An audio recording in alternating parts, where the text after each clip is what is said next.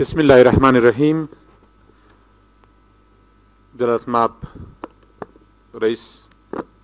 محترم معاونینو، د سولې د عالي شورا غړو، د مطبوعاتو د کورنیو ټولو راغلو دوستانو، السلام علیکم ورحمت الله وبرکاتو. سار مو په خیر. زه به ډېر مختصر خبرې وکړم. جناب استاذ تفصیلي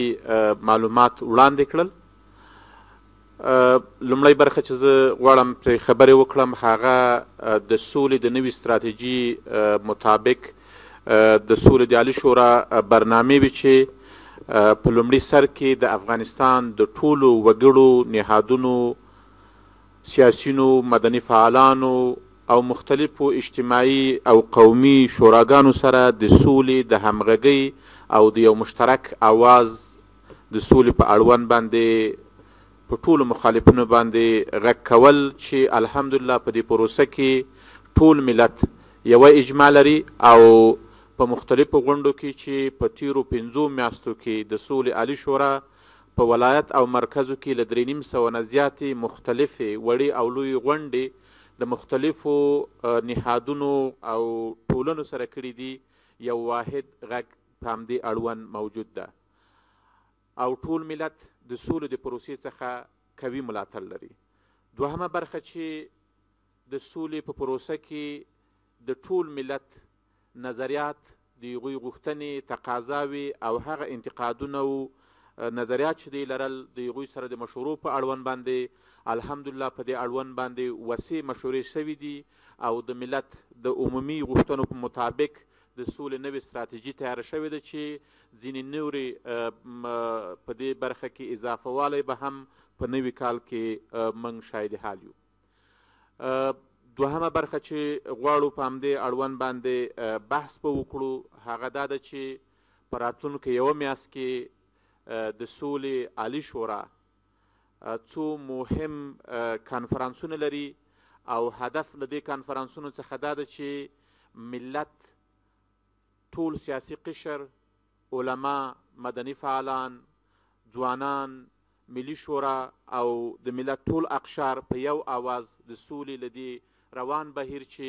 نن په ګوټ ګوټ د افغانستان کې کار پرې روان ده همغږي او په یو غږ باندې په وسلوالو مخالفینو باندې غږ وکړي. موږ به د علماو سرتاسري کنفرانس ولرو او د علماو سره به مشوره وکړو چې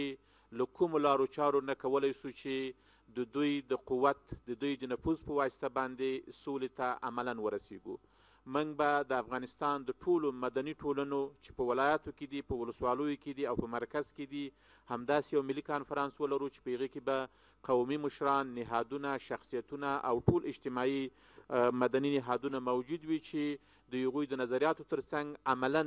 د دوی ته مالکیت د سولې ورکړو او د سولې مالکیت باید د ټول افغانستان د ولس سره وي. همدارنګه موږ به د خویندو په اړوند باندې یو واضح کنفرانس ولرو او د سولې په بهیر کې به هغه تشویشونه چې موجود دي چې په هغوی کې د ښځو حقوق او د 15 کالو لاسته راوړنې خدشهدارې نه شي، په هغې اړوند به هم یو ملي کنفرانس ولرو او د ټولو نه مهم سهم به چې په سوله کې اخلي هغه به زموږ خویندې وي چې د ښځو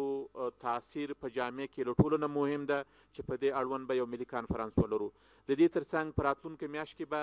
د سیاسي او جهادي رهبرانو سره مشترک یو ملي کنفرانس ولرو چې د دې ملي برنامې څخه د ټولو حمایت موجود وي او مالکیت د دې ملي برنامې د افغانستان د ټولو سیاسي قشر او جهادي مشرانو، قمندانانو، علماو، مخورو، ځوانانو سره وي. من په وضاحت باندې وایو چې د افغانستان دولت د سولې عالي شورا د سولې په اړوند باندې واضح ستراتیژي لري. هغه دوستان چې وایي چې د سولې لپاره ستراتیژي نه ده مشخصه یو ځل د بیا په همدې باندې کتنه وکړي. د سولې په اړوند روان بهیر ډیر شفاف او ډیر واضح او ښکاره پیغامونه لري. په دې ځای کې زه لازمه بولم چې د سولې د عالي شورا په استازیتوب باندې د ټولو هغو اشخاصو، افرادو، ټولنو، شخصیتونو نه هیله وکړم چې په دې روان بهیر کې موږ سره مرسته وکړي او د سولې په راوستلو کې د مخالفینو طالبانو سره د رابطې په جوړولو کې، د سولې د یو اجماع په راوستلو کې د دوی حضور ته، د دوی همکاري ته موږ ضرورت لرو. ټولو هغه نهادونو ته هرکلی وایو او تر هیله کوو چې هر څوک وساطت کولی شي، هر څوک په سوله کې همکاري کولی شي، هر نهاد، هر ټولنه، هر قومي مشر، هر دیني عالم، هر جهادي شخصیت موږ تر هیله کوو چې په دې برخه کې موږ سره مرسته وکړي او دا ملي پروسه چې د ټولو افغانانو مشترکه پروسه ده، ټول کې همکار سو او د دې همکاري ته موږ جدي ضرورت لرو. یو ځل بیا پر دغو ټولو نهادونو باندې، شخصیتونو باندې غږ کوو چې په دې ملي پروسه کې ګډه همکاري وکړو. د دې ترڅنګ د سولې عالي شورا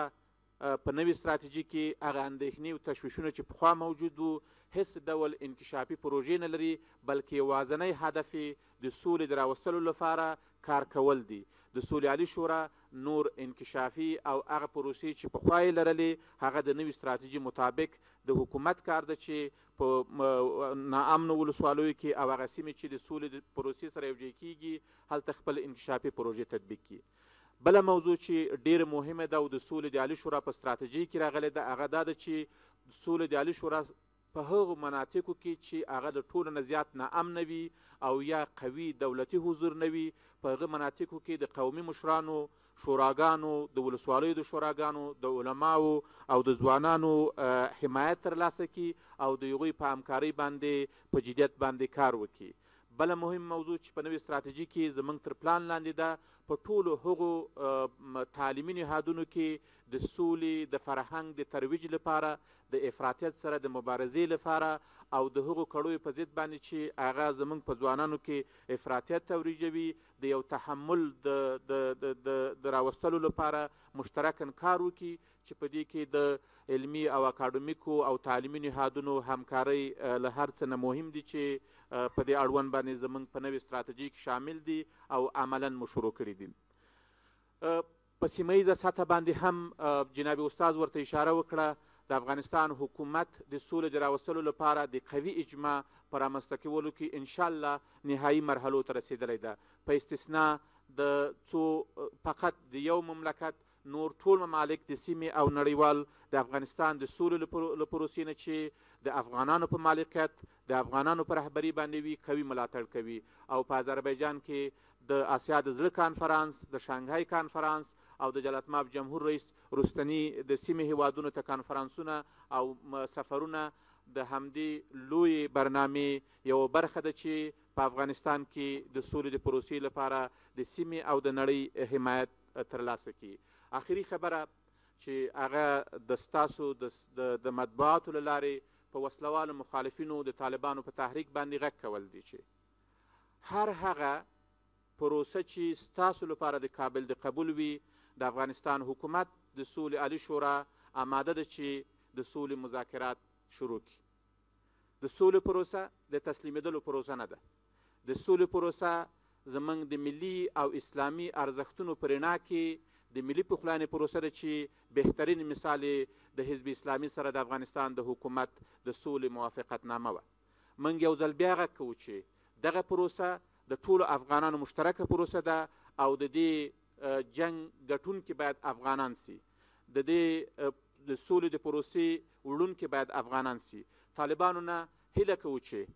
هر هغه میکانیزم چې دوی لپاره قابل د قبول وي موږ آماده یو چې د سولې مذاکرات ورسره شروع کړو، که د قومي مشرانو د جرګې له لارې دوی آماده وي، که د افغانستان د علماو په واسطه آماده وي، که د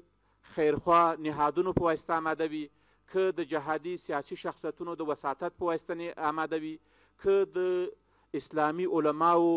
د وساطت په واسطه آماده وي او که بل هر ډول میکانیزم دوی وړاندې کوي، د افغانستان حکومت د سولې عالي شورا آماده ده چې د سولې مذاکرات ورسره شروع کړي. کله چې له دغو ټولو غوښتنو سره چې د افغانستان حکومت او د سولې عالي شورا هیڅ ډول پیش شرط د سولې د مذاکراتو د شروع کېدو لپاره نه لري او په ډیر ورین تندي او په اخلاصمنده توګه طالبانو باندې غږ کوي چې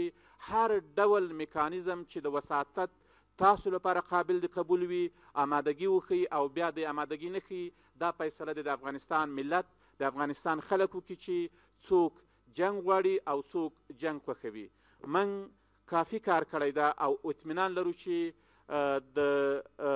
د سولې لپاره شرایط تر ډیره حده پورې آماده سوي دي. من په هغو طالبانو او د طالبانو په هغو مشرانو باندې چې یا په قطر کې دي یا په نورو هیوادونو کې دي یا په پاکستان کې دي او ډېره لالهانده ژوند لري. هیله کوو لکه څنګه چې حزب اسلامي راغی په افغانستان کې د سولې د مذاکراتو دفتر په کابل کې ولره، موږ آماده یو چې همداسې دفتر ورکو او یو باعزته مذاکره چې د افغانستان د خلکو او د افغانستان د ملت غوښتنه وي په دې کې برخه واخلي. د دې ترڅنګ دوی چې په هر بل هیواد کې د سولې د مذاکراتو د شروع کېدو لپاره غوښتنه ولري، تقاضا ولري، د دفتر او نور سهولتونه د افغانستان حکومت او د سولې عالي شورا په دې اړوند باندې کاملا آمادګي لري. نو هیله مو ده چې په دغه حساسو شرایطو کې نور د افغانستان په ملت باندې ورحمیږي او دغه جنګ چې د افغانانو نه ده په افغانانو باندې تپل شوی ده او شرایط ټولو هغو جنګي ډلو ته چې افغانان نه دي، نړیوال تروریستان دي، شرایط طالبانو مساعد کړي دي، چتر ورته طالبانو برابر کړی ده. هیله ده وکړو چې د افغانستان د خلکو د مشترک آواز ته مثبت آواز وایي او په یو باعزته افغاني اسلامي ارزښتونو په رڼا کې د مذاکراتو د شروع کېدو لپاره آمادګي وښوي او د افغانستان د ملت د سولې د عالي شورا د افغانستان د دولت دې غوښتنې ته مثبت جواب وایي. بیا هم له ټولو دوستانو نه مننه